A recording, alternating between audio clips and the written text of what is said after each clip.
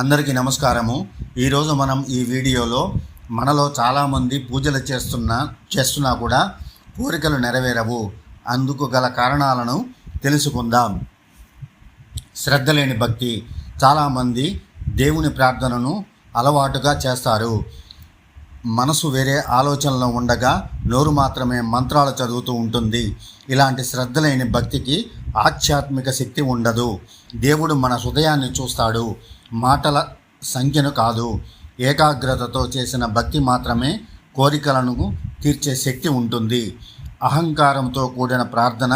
కొంతమంది తమ భక్తి గొప్పదని, తాము దేవుడికి చాలా దగ్గరమని భావిస్తారు. ఈ అహంకారం భక్తిలో చాలా లోపము. దేవుడు వినయం ఉన్న హృదయాన్ని మాత్రమే ఆశీర్వదిస్తాడు.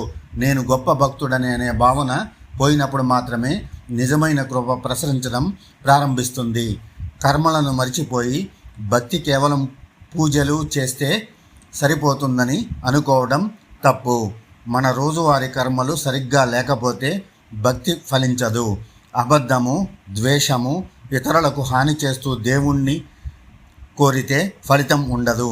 మంచి కర్మలతో కూడిన భక్తే కోరికలను నెరవేర్చే శక్తి కలిగి ఉంటుంది.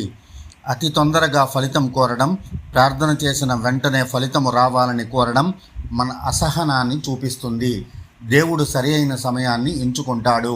ఆలస్యం అనేది నిరాకరణ కాదు, అది సిద్ధం చేసే ప్రక్రియ.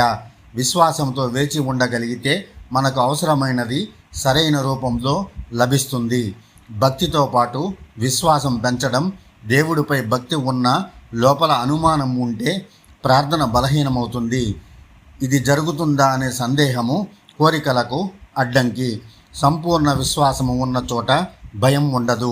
భక్తి, విశ్వాసము రెండూ కలిసినప్పుడు అద్భుతమైన ఫలితాలు కలుగుతాయి. ఈ వీడియో కనుక మీకు నచ్చినట్లయితే లైక్ చేయండి, షేర్ చేయండి. మరిన్ని ఇటువంటి ఉపయోగకరమైన వీడియోల కోసం మా ఛానల్ను సబ్స్క్రైబ్ చేసుకోవలసినదిగా ప్రార్థన. నమస్తే.